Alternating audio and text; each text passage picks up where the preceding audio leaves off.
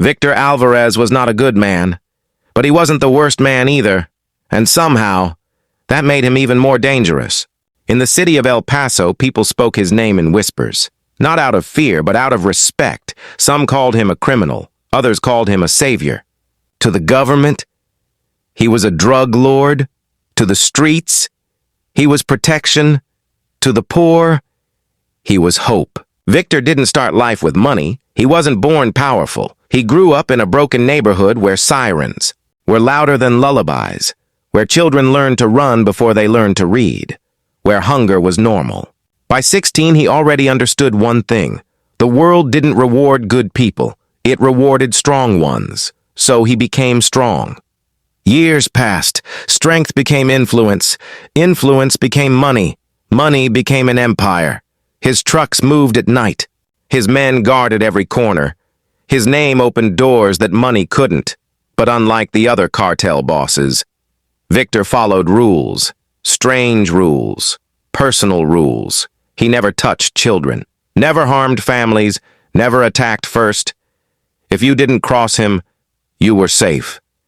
If you stole from him, if you betrayed him, if you threatened his people, then you disappeared, quietly. And somehow, the community loved him for that. He built schools, paid hospital bills, fed families during winter, funded surgeries, paid rent for widows. Every Christmas, gifts filled the streets. People protected him like he was their own blood. So when the police came asking questions, nobody talked. Not the shop owners, not the drivers, not the neighbors, not even the men who worked directly under him. The city was silent. Which made the FBI furious. For 10 years, they chased him. Surveillance, wiretaps, undercover agents, raids. Nothing stuck. Victor was careful, too careful. He trusted very few people. Only family, only blood, only his daughters. He had three daughters from 3 different women, but he loved them equally, provided for them equally, protected them equally. They were the only soft part of his heart, the only thing in this world he would die for. And that was his weakness. Because empires don't fall from enemies outside. They fall from betrayal inside. The FBI understood that. If they couldn't break the city, they would break his home. So they waited, watched, studied, until they found the crack, his eldest daughter, Isabella, the quiet one, the distant one, the one who hated what her father did for a living, while others saw him as a hero. She saw blood, while others saw charity. She saw crime. She didn't want the money, didn't want the protection, didn't want the name. She wanted normal, and normal was something Victor could never give her. So when the agents approached her, she listened. At first, she refused. Then they showed her files, photos, bodies, victims, truths Victor had hidden from his children. And slowly, love turned into disappointment. Disappointment turned into anger. Anger turned into betrayal. One rainy morning, she walked into a federal building and talked. Everything. Routes, accounts, warehouses, names, secrets only family should know. That single conversation destroyed an empire built for 25 years. Victor was arrested at dawn. No gunfight, no chase, just handcuffs. Cold metal around warm wrists, and the look on his daughter's face as she stood behind the agents, not crying, not smiling, just watching. That look hurt more than prison ever could. Life imprisonment, no parole, no escape, just concrete walls and time. Too much time. The kingpin became a number, a uniform, a forgotten man. Months passed, then years, and something strange happened. Victor stopped talking, stopped reacting, stopped remembering. Guards noticed first, then doctors. He forgot names, forgot dates, forgot where he was. Sometimes he just stared at walls for hours, drool at the corner of his mouth, eyes empty. Mind gone. Alzheimer's. Advanced. Cruel. The prison didn't want to waste resources on a dying, brain-dead old man, so they released him into family custody. But what nobody knew was that Victor remembered everything. Every face, every betrayal, every single second. He wasn't sick, he was acting because prison had taught him something. A strong man can fight chains, but a helpless man, nobody watches a helpless man.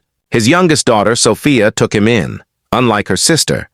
She still loved him, still believed he wasn't evil, still saw him as Papa. She placed him in a quiet, elderly care home, fed him, bathed him, talked to him like he understood nothing. But at night, when the lights went out, Victor's eyes were sharp again, calculating, alive, planning. Because even outside prison, he wasn't free.